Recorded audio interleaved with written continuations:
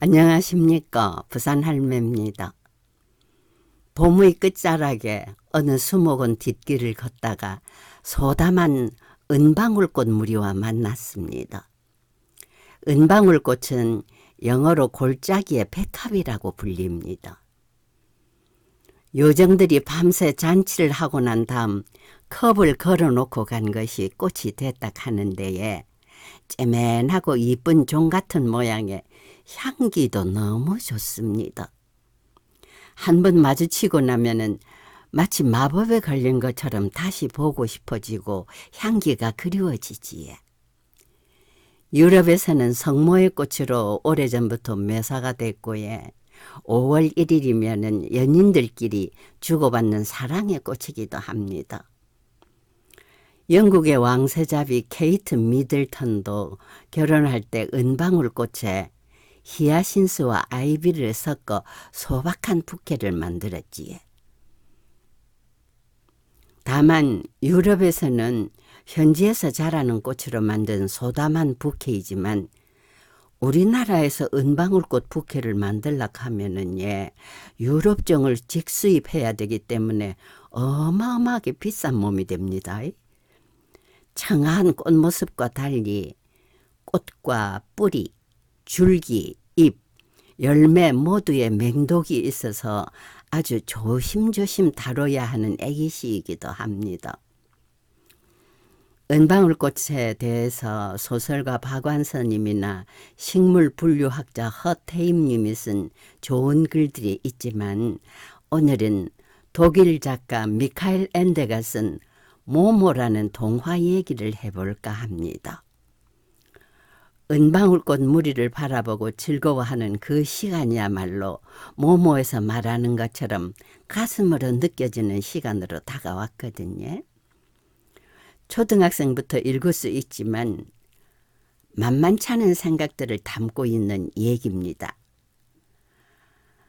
무엇보다도 재미가 있으니까 읽독을 권합니다. 모모. 오래된 원형극장의 폐허에 어느 날부턴가 살고 있는 모모는 작고 꾀죄죄한 여자아이지만 남의 이야기를 잘 들어주는 신기한 능력이 있었습니다. 모모는 이 세상 모든 것의 말에 귀를 기울였다. 개, 고양이, 귀뚜라미, 두꺼비, 심지어는 빗줄기와 나뭇가지 사이를 스쳐 지나가는 바람에도 귀를 기울였다. 그러면 그들은 각각 자기만의 독특한 방식으로 모모에게 이야기를 했다.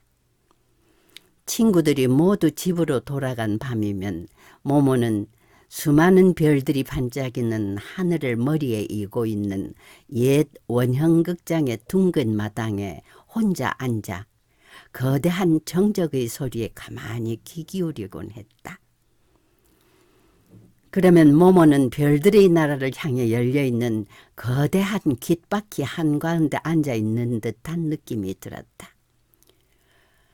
그리고 가슴 깊은 곳까지 스며드는 나직하지만 웅장한 음악을 듣고 있는 것 같았다.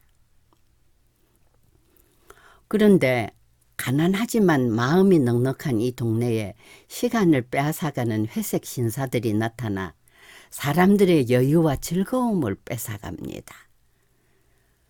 동네 사람들은 더 이상 느긋함을 즐기지 않고 미래를 위해 시간을 아껴야 한다는 생각에 사로잡힙니다.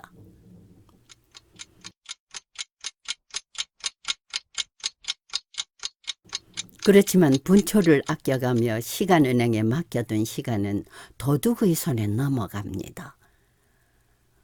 음모에 넘어가지 않은 오직 한 사람, 모모는 잃어버린 시간들을 되찾기 위해 시간의 꽃을 들고 시간 도둑들의 한가운데로 들어갑니다. 빛을 보기 위해 눈이 있고 소리를 듣기 위해 귀가 있듯 너희들은 시간을 느끼기 위해 가슴을 갖고 있단다. 가슴으로 느끼지 않은 시간은 모두 없어져 버리지.